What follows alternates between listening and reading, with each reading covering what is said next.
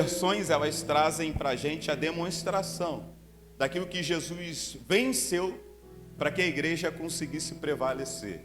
É igual, a versão King James, ela faz uma colocação baseada em alguns pontos da mitologia grega, porque ela fala, e as portas do Hades não prevalecerão contra ela.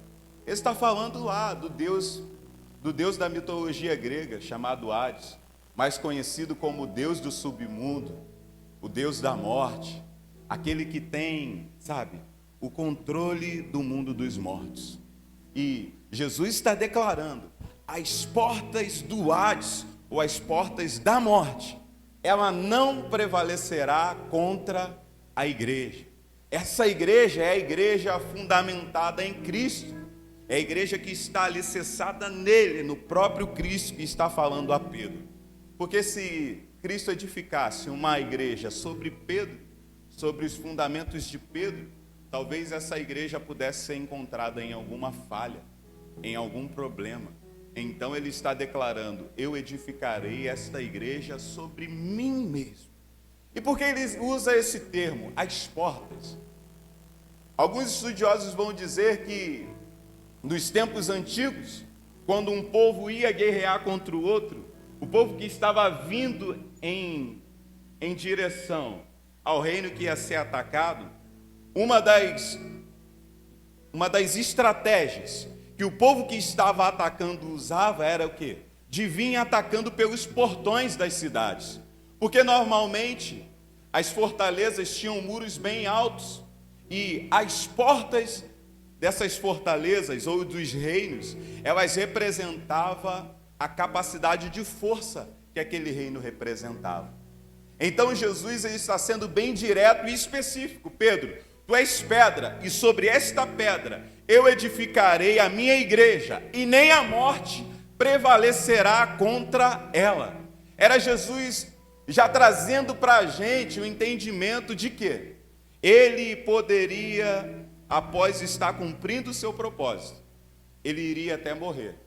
Mas ao terceiro dia ele iria ressuscitar, e iria vencer a morte, e iria capacitar a igreja de viver nessa mesma plenitude a qual ele estava declarando que ele iria fazer. Era aquilo, querido. É Jesus nos fazendo entender. Eu, ao terceiro dia, vou morrer e vou vencer a morte. E se vocês estiverem comigo, a morte já não terá mais poder sobre vocês. É entender através da palavra aquilo que a igreja está habilitada para viver e para fazer. E falar sobre essa verdade, querido, nos faz entender que a unidade, ela precisa ser a marca crucial desta igreja que prevalece contra as portas do inferno. A igreja que venceu a morte, a igreja que, por estar posicionada com Cristo, esta igreja, ela precisa ter uma marca. É por isso que lá no Evangelho de João, no capítulo de número 17, põe aí só para não ficar na citação. João 17, 20.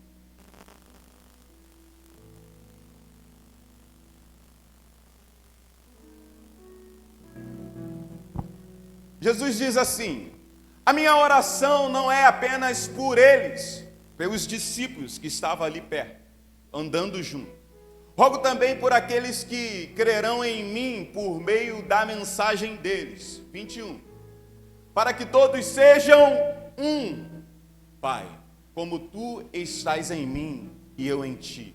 Que eles também estejam em nós, para que o mundo creia que tu me enviaste.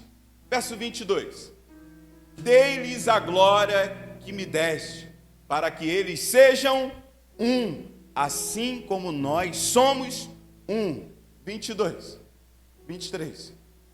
Eu neles e tu em mim, que eles sejam levados à plena unidade, para que o mundo saiba que tu me enviaste e os amaste como igualmente me amaste. Então, olha o que Jesus declara. 3 versículos diretamente, Jesus desejando que essa verdade a respeito de unidade seja uma característica nossa. Por quê, queridos? Há poder na unidade da igreja. Quando a igreja ela se une, querido, é aquele jargão que o pastor está muito acostumado a declarar: juntos somos. Ih, está fraco. Juntos somos. E é exatamente isso, querido. É como se você olhasse para aquele quadro ali e pensasse assim: cara, no que depender só de mim, vai ser difícil. Foi a mesma visão que eu tive quando eu pensei nas 120 caixas de bombom, viu? Eu olhei e pensei assim: cara, no que depender de mim sozinho, vai dar ruim. Mas você já parou para pensar? Aqui hoje deve ter em média aí umas de 90 a 100 pessoas, né? De acordo com o número de cadeiras. Se 60, querido, se juntar e cada um decidir comprar 2, aí, irmão, vamos botar aí, multiplicado por 10, vai dar R$1.200. Mas se nós nos reunirmos, eu vou gastar só 20, eu não tenho R$1.200. E aí facilita, porque talvez R$1.200 seja muito dinheiro para você, como para mim também é muito dinheiro hoje. Mas R$20, R$20 às vezes não banca nem um lanche. Hoje, R$20, se tu for almoçar, tu vai comer um almoço meio ralézinho. Então R$20 talvez não seja tão pesado para você. Mas porque nós temos essa capacidade hoje de poder abençoar as nossas crianças? Porque não é o pastor sozinho, não sou eu sozinho, não é você sozinho. É a igreja reunida, é a igreja junta, trabalhando em cooperatividade para quê? Para que o reino dê a resposta a uma necessidade social. Então, essa é a marca da igreja. Essa é uma das características cruciais da igreja. Então, Jesus, ele olha para nós e quando ele diz que vai estabelecer a sua igreja, ele estabelece um povo que agora está fundamentado nele. E aí eu paro para entender dentro dessa questão. O que Jesus precisava fazer, ele fez. O que vai acontecer agora como resultado depende de nós. O que vai acontecer agora na história depende de mim, depende de você, de como eu e você vamos fazer a nossa parte. Porque o que ele precisava fazer, que trazia medo, que talvez nos limitava, agora já não é mais um impedimento, porque temos o entendimento do que ele fez e de quem nós somos. E por ter esse entendimento, agora sabemos qual é a nossa missão. E trabalhar em unidade, querido, muitas das vezes não vai ser porque você gosta, não vai ser porque você acha legal, mas vai ser porque você é obediente à missão. Irmãos, tem pessoas aqui que são próximas de mim que eu posso dizer que eu amo. Mas tem pessoas aqui que eu posso dizer que eu não amo. Porque não são próximas, eu não tenho intimidade. Mas por obediência à missão, eu seria capaz de dar a minha vida por elas. Porque quando se trata de unidade, não é por mérito, tem a ver com a missão que a nós está incumbida de ser executada. Não é porque, eu vou olhar daqui e falar assim, não, gente, eu tenho até um certo carinho pelo Cristiano. Pô, cara, mas eu conheci o Paulo há pouco tempo. Então, eu acho que eu estou disposto a me gastar mais. Pô, o Cristiano, cara, quando eu comecei a cantar, o Cristiano ia andando comigo pela rua falando, não, a voz não é essa, a voz é outra. Então, poxa, é mais fácil fazer pelo Cristiano. Talvez o entendimento e a lógica humana nos faz pensar dessa forma. Mas o propósito de realizar uma missão pelo reino me faz romper isso. Me faz entender que por obediência à missão, Eu preciso estar disposto a me gastar pelo cristiano e da mesma forma me gastar pelo Paulo, mesmo não tendo tanta proximidade como eu tenho com o cristiano. Porque não se trata daquilo que eu vou fazer porque eu gosto, se trata daquilo que eu vou fazer porque eu sou obediente a uma missão que Deus mandou que eu executasse. Não é por aquilo que eu penso, pelo que eu acho, é porque Jesus disse assim: aquele que crê nos meus mandamentos e os guarda, esse é o que me ama, e por amar ele eu aprendo a amar tudo aquilo que ele ama, independente se a pessoa merece o amor ou não. Isso me faz entender e ser fiel à missão que ele tem confiado a nós, porque a igreja precisa viver em unidade. E precisamos entender que é estar unido para executar uma missão, não dentro, mas fora. Porque Jesus não nos habilitou e não nos capacitou para executarmos tudo isso para ficarmos aqui dentro, para ficarmos aqui aprisionados. Nós somos a igreja, do grego eclésia, os chamados para fora. E olha como a Bíblia trabalha numa lógica bem sucinta. Jesus chama os seus discípulos, capacita, empodera ele. Ele ainda não tinha fundamentado de forma clara a sua igreja, mas quando ele está nos seus últimos dias aqui na terra, ele declara: todo poder me foi dado nos céus e na terra, toda autoridade me foi dada, então vão e façam discípulos. Todo poder me foi dado, eu realizei por vocês aquilo que eu precisava realizar, agora sejam a eclésia, vão, façam discípulos, batizando e ensinando-os a obedecer. Vão e executem, vão e realizem, porque Ele nos capacitou, Ele nos habilitou. E aquilo que talvez era um problema para nós, agora já não é mais um problema. Porque lá em Romanos vai dizer que talvez se a nossa preocupação fosse como estaria a nossa vida por executar a missão, isso agora já não é mais um problema. É por isso que uma vez alguns ficaram assustados aqui quando eu citei pregando uma mensagem que é vergonhoso para um cristão ter medo de morrer, querido. Você já leu os escritos de Paulo? Já viu o que Paulo fala a respeito da morte? E isso foi uma das coisas que me encantou quando eu comecei a ler a Bíblia e eu comecei a ler os escritos de Paulo. Paulo se demonstrava por amor a Cristo e por entender o seu chamamento para realizar uma missão. Ele era um cara totalmente desapegado da vida. Talvez se Paulo vivesse nos nossos dias, eu ia chamar Paulo de OLX, totalmente desapegado. Um cara que não tinha apego. É um cara que chega ao ponto de declarar assim: viver para mim é Cristo, morrer é ganho. Paulo, certa feita, chega a declarar, se eu não me engano, para a igreja de Filipe, que o desejo dele era estar junto com o Senhor, mas pela missão a qual ele precisava executar, ele ainda estava aqui para cumprir um propósito. Precisamos entender que Deus tem nos chamado para viver isso. É por isso que lá em Romanos, no capítulo 8, no versículo 2, Paulo declara, em meio a missão que precisamos executar em unidade, o próprio Cristo fez o que precisava ser feito. Ele venceu e nos libertou do poder da morte. Em Romanos capítulo 6, versículo 9, diz que a morte não tem mais poder sobre aqueles que estão em Cristo. Em Atos, no capítulo 2, no verso 24, a Bíblia vai dizer que não era possível que a morte lhe detesse.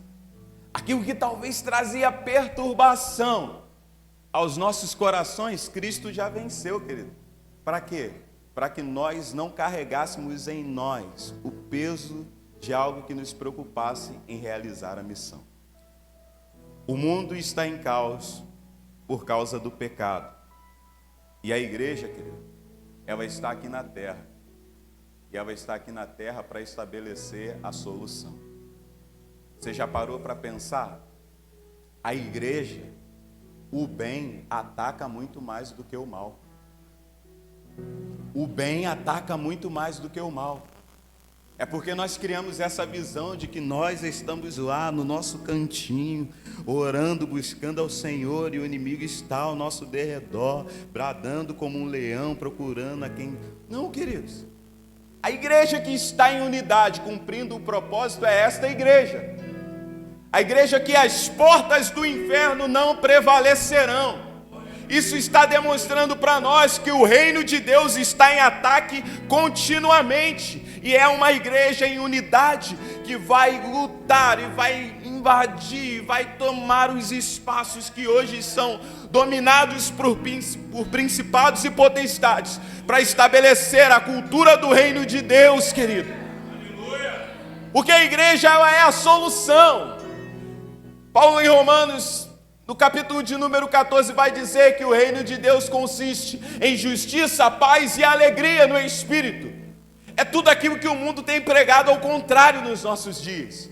Mas a igreja em unidade, ela veio para estabelecer isso. Ela veio para trazer ao mundo isso, essa verdade. O mundo está em caos, e a resposta para esse caos é a igreja em unidade. É a igreja em unidade. Esses dias falava com os jovens, a forma encantadora que Deus me fez enxergar, dentro das leituras que nós temos feito de 2 capítulos por dia. Porque quando chegamos em Atos, nós analisamos o que uma igreja em unidade é capaz de realizar. O que a igreja como um corpo é capaz de executar, querido. E precisamos entender que a nossa maior arma é o ataque. Jesus disse que as portas do inferno não prevalecerão contra a igreja. Então nós fomos chamados para atacar. Quando Adão peca e o pecado entra no mundo, o mundo entra em caos. Mas o plano estabelecido através da igreja é que um povo em unidade, indo, avançando, progredindo a cada dia, iria avançar e estabelecer de volta no mundo aquilo que um dia Adão abriu mão, decidindo escolher o pecado no Éden. E aí, querido, nós enxergamos hoje alguns problemas. Por não compreendermos com clareza essa verdade acerca do que Cristo nos chama para viver, temos essa dificuldade de entender que a igreja, ela ataca muito mais do que o mal. Você já parou para pensar?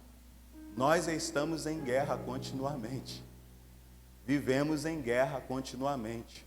Mas por não compreendermos quem somos e o poder que a unidade da igreja tem, às vezes nos estagnamos e esperando. Não, estou aqui aguardando o inimigo vir.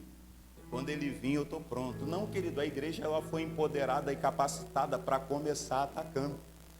Isso me faz lembrar aquelas mensagens do Marco Feliciano, que ele gritava: sai da frente, Satanás, estamos em guerra.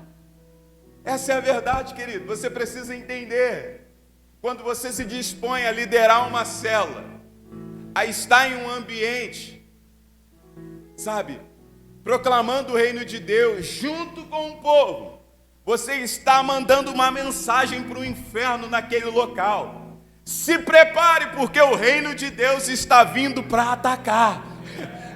Não é apenas porque, não, agora eu preciso ser. Não, querido, não, mude sua visão com relação a isso.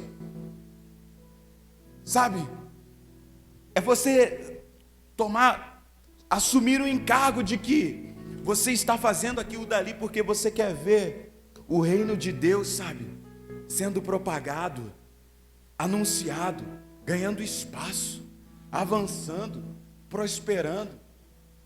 É aquilo, por isso que nós declaramos: em cada lar um crente, em cada casa uma lâmpada acesa. Porque nós queremos ver, querido, essa realidade. Talvez você sozinho, você consiga até trazer clareza em algum lugar, mas uma célula, um povo reunido, você consegue iluminar um ambiente todo. Essa é a preciosidade e o poder da unidade. Precisamos entender essa dinâmica. A igreja ela é colocada e ela funciona como um corpo, querido. E se você não se enquadrar na realidade desse corpo, que é o corpo de Cristo, você vai acabar se perdendo. E nós precisamos compreender isso no modo geral. O interessante da leitura de João 17 é que Jesus, ele não focaliza essa realidade de ser um apenas para os seus discípulos. Ele já inicia declarando: oro não apenas por esses, mas por todos aqueles que virão. Ele sempre desejou que a unidade fosse uma realidade geral no meio da igreja. E aí, queridos, às vezes nós, por não entendermos a missão, por não entendermos qual é o propósito e o benefício que a missão tem ou exige, nós não estamos dispostos a ser uma peça encaixada nesse corpo. É porque às vezes nós não sabemos o interesse, o nosso interesse, ou estamos apenas focados nos nossos interesses. É aquilo, irmão, não é dinâmica aqui? Já pensou? Se as mãos, num dia frio, pensasse em apenas aquecer somente ela estaria aquecida, mas todo o corpo sofreria de frio. E se o corpo todo morre, por ela estar junto ao corpo, ela morre junto.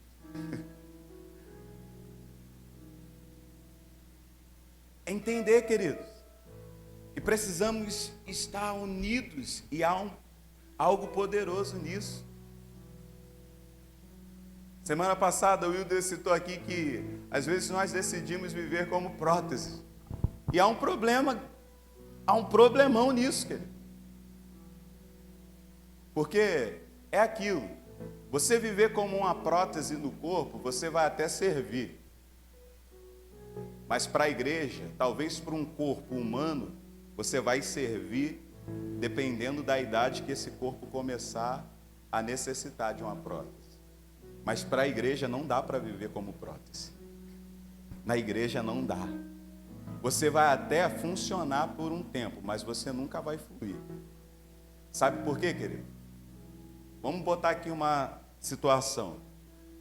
Um corpo que funciona com uma perna como prótese. Os dedos daquela perna que é uma prótese se movimentam? Sabe por que não se movimenta? Porque ele não sabe qual é os comandos que o cabeça está dando. E normalmente, uma prótese de uma perna, os dedos são dedos fixos. E não vai funcionar. E há um problema, querido, em ser uma prótese no meio da igreja. Sabe por quê? Porque a igreja ela é um organismo vivo em constante crescimento. E se você estiver aqui como uma prótese, querido, esse corpo vai crescer, se desenvolver com você ali ou não. E vai ter uma hora, querido, que você já não vai ter mais espaço naquele corpo.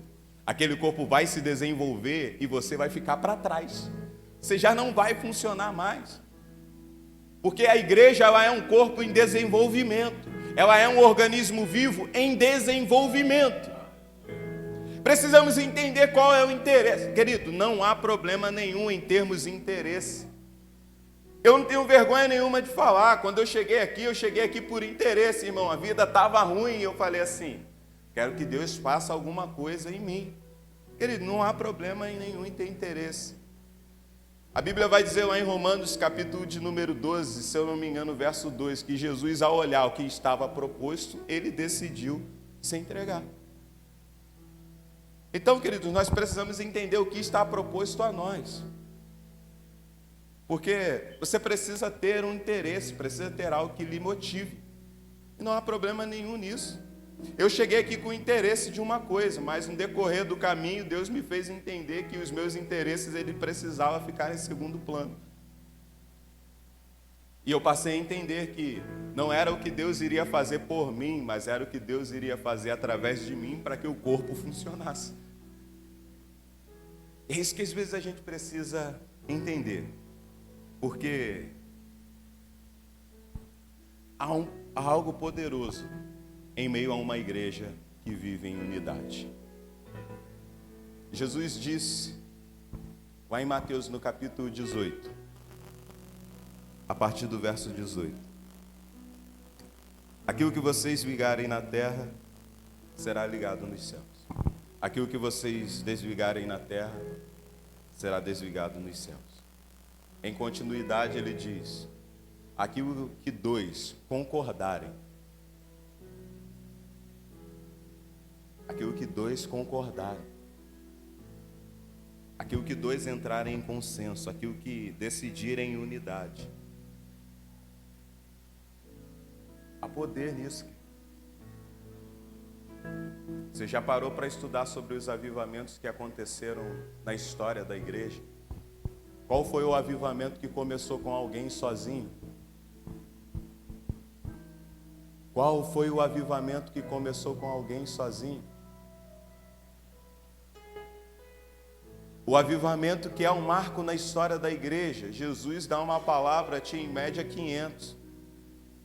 Mas quando chegou o tempo em que eles obedeceram aquilo que Jesus havia ordenado, não tinha ninguém sozinho, estavam ali 120.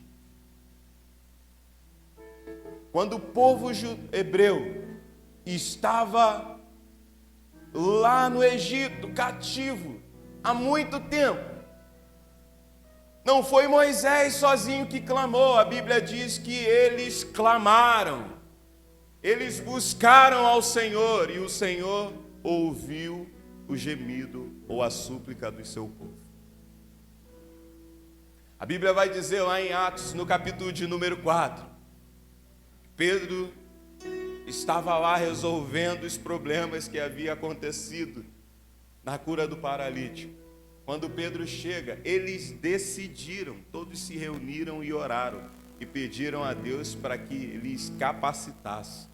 E aquele lugar tremeu e todos foram cheios do Espírito Santo. Quer viver um avivamento, quer viver um mover extraordinário de Deus? Aprenda a viver em unidade. Aprenda a viver em comunhão. E querido, não tem a ver com a pessoa que você ama, não tem a ver porque você gosta de alguém, tem a ver porque você é um discípulo de Cristo e é obediente à missão que Ele te chamou para executar. Não estamos aqui apenas para fazer algo porque vai ser legal no ambiente, não.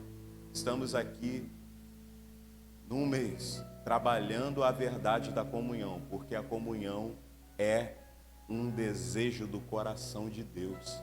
E se é o desejo do coração de Deus, precisa ser o nosso. Sabe por quê, querido? A igreja em unidade, ela é imparável. Ela é imparável. O que são 2000 e alguns quadradinhos para uma igreja em unidade? O que foi a perseguição para uma igreja em unidade? O que foi o cativeiro egípcio para um povo que decide se render ao Senhor em unidade e buscar a presença de Deus? Oh, queridos, algo poderoso na unidade, querido.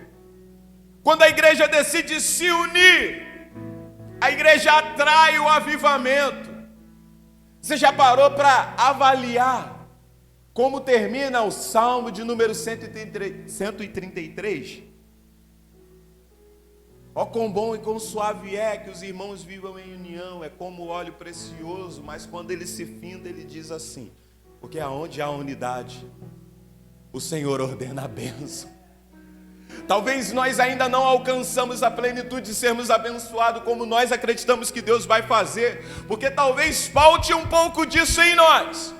Mas esse é o tempo, esse é o mês, onde o Senhor está nos chamando para romper, querido. Está nos chamando para viver uma vida plena nisso.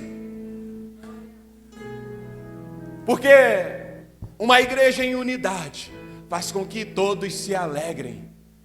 Onde a alegria de um se torna a minha alegria. Eu acho fenomenal a dinâmica da igreja de Atos. Sabe por quê, queridos? Porque todos tinham tudo em comum. É aquela questão, irmãos. Às vezes nós estamos aqui e às vezes você tem 5 pares de tênis na sua casa. E tem irmãos aqui que não tem nenhum.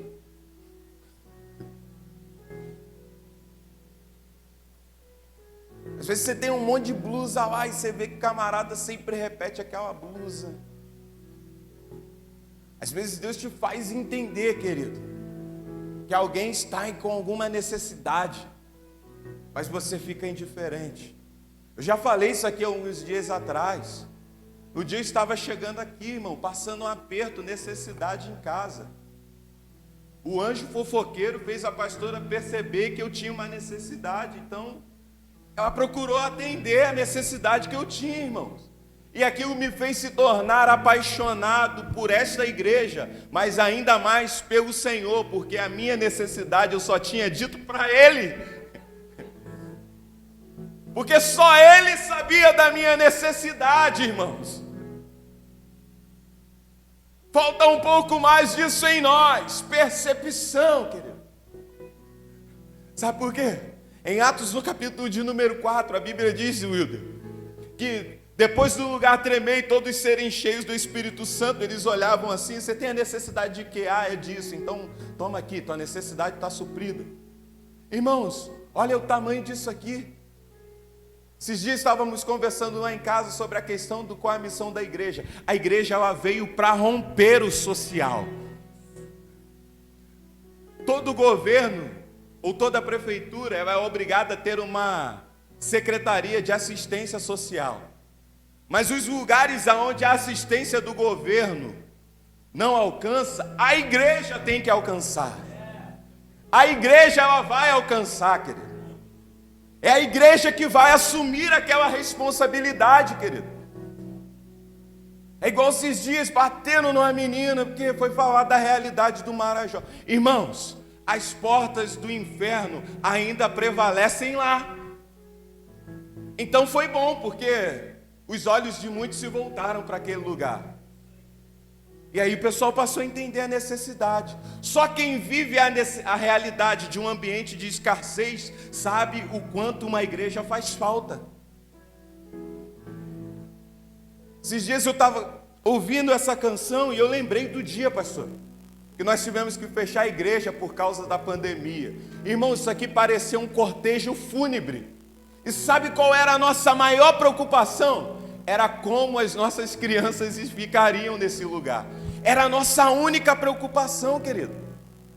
Porque nós aprendemos lá na carta do apóstolo de Tiago, a verdadeira religião é atender os órfãos e as viúvas nas suas necessidades.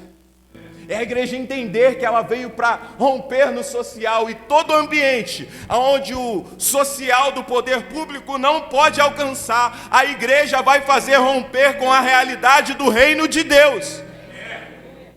E nós fomos chamados para executar essa missão nesse tempo. É por isso que Jesus, ao ver a realidade do que a igreja precisava fazer, a realidade daquilo que a igreja iria enfrentar, Jesus olhou para aqueles homens e disse assim: vocês receberão poder ao descer sobre vós o Espírito Santo. Era para que a igreja se mantivesse unida e focada na missão, querido. A unidade atrai um avivamento extraordinário para qualquer ambiente onde a igreja decidir viver dessa forma. Então Deus está nos chamando para romper dessa forma, nesse modelo. Irmãos, todo respeito, todo carinho, como o pregador que estava lá na PIB ontem disse, põe amor nas minhas palavras, mas vai ser vergonhoso para mim não conseguir ver que nós aqui não conseguimos arrecadar 120 caixas de bombom.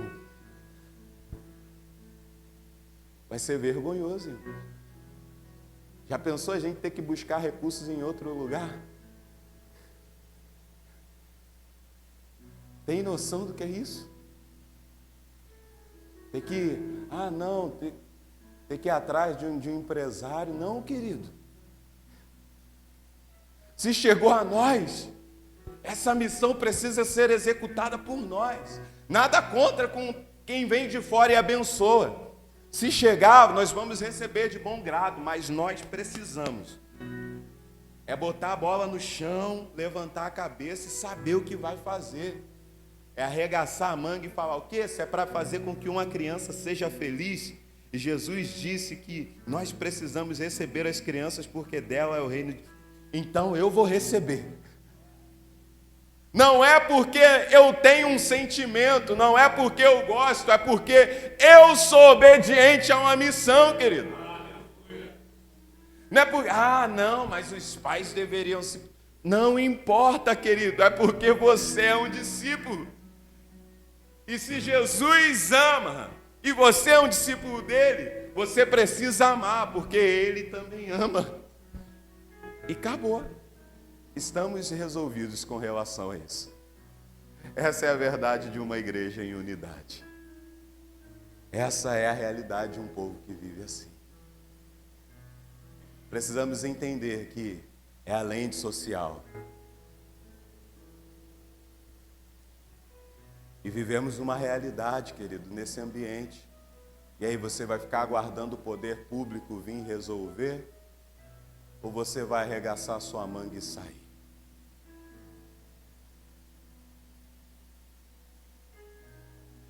Estamos aqui rogando ao Senhor da Seara para que envie trabalhadores. É a nossa realidade de trabalhadores hoje, queridos, são líderes de célula. Pessoas entendendo que Deus não te chamou para viver esse evangelho covarde, onde é só você. Pelo amor de Deus. Pelo amor de Deus, irmãos. Enquanto você decide não olhar para a realidade que nós estamos enfrentando e colocar a mão, pessoas continuam morrendo, querido. Isso não é uma responsabilidade do poder público, isso é uma responsabilidade nossa.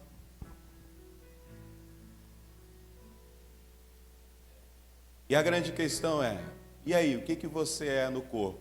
Você é um membro, é um organismo vivo, ou você é uma prótese? Qual é a sua realidade? Qual é a sua realidade como igreja? Qual é a nossa realidade como igreja, querido? Precisamos entender que Deus quer mais de nós. Uma das palavras que Deus falou comigo quando Ele disse no início do ano que era tempo de firmarmos as nossas estacas, era que Ele iria exigir mais de nós. Ele ia decidir de nós, exigir de nós decisões, aonde nós precisaríamos nos comprometer com o reino. E se comprometer com o reino é se comprometer com uma vida de unidade, de comunhão. Eu quero te convidar a você se colocar de pé.